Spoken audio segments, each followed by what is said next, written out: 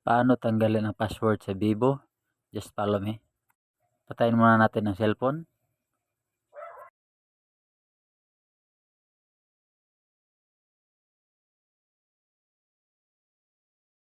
And then pindutin natin na sabay ang volume up at saka power button. Sabay ha, until lumabas ang recovery mode.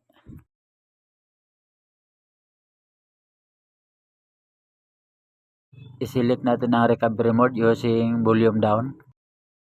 And then pindutin ang power button.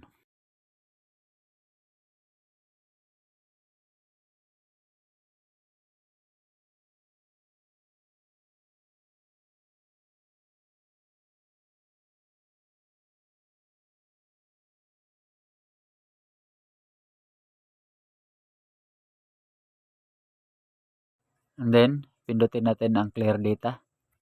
Then pindot uli sa clear data.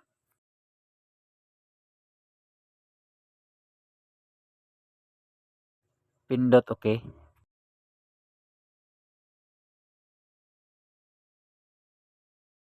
Pagkatapos pindutin ang return.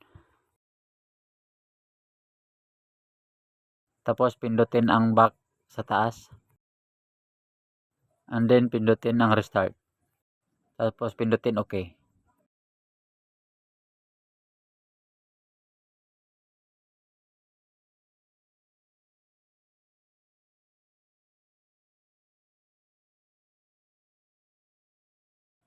Okay guys, nag-loading na po ang ating cellphone. Medyo matagal-tagal po to mag-open. Mga 3 to 5 minutes yan, no, ma-open. So, pina-fast forward ko lang po ang cellphone para hindi po tayo matagalan sa ating video. Kaya huwag kayong magtaka kung sa inyo ay medyo matagal. Okay, maliwanag. Itong proseso pala na to guys, sa ibang model ay hindi po to gagana. Sa ibang model ng Vivo. Lalo na po doon sa mga medyo mataas na po ang security patch. Hindi po to gagana. Okay, para maliwanag po. Pero sa karamihang model ng Vivo ay gagana po to. Kumbaga, tsamba-tsamba na lang po. Ginagawa ko po tong video na to para may idea po kayo kung paano po tanggalin ang password niya or pattern. Kung hindi po to gagana sa unit nyo po, kailangan nyo na pong dalhin ang inyong cellphone sa technician.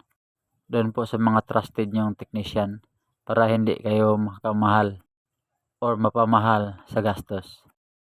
Okay, maghintay-hintay lang po tayo, no, para ma-set up na po natin ang ating cellphone mamaya pag na-open na po siya.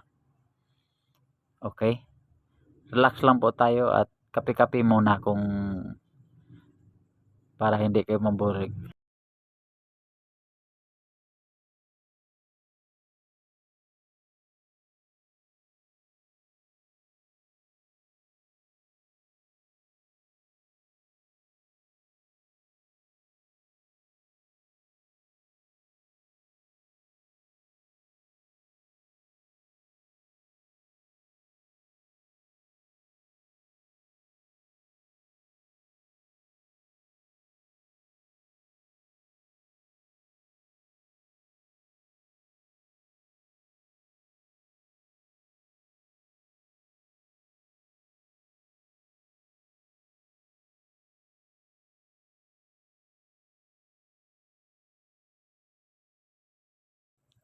Okay, nag-open na po. I-set up na po natin. Just follow me.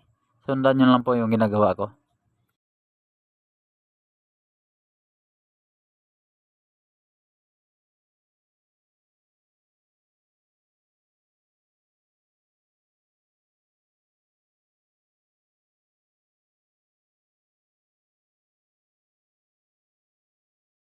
Kung may Google account na nakasign in po sa inyong cellphone, just connect to the Wi-Fi first, okay? Para ma-set up nyo po ang inyong phone.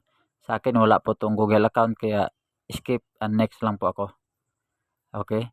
Kasi kung may Google account yung cellphone nyo, mangingi po ng Google account yan para ma-set up nyo po ng diretso ang inyong phone at makapunta po tayo sa menu. Okay? Maliwanag po. Pag nanghingi ng Google account po yung unit nyo, enter nyo lang po yung Google account and then password nyo po sa Google account para makapag-open na po kayo doon sa menu. Maraming salamat.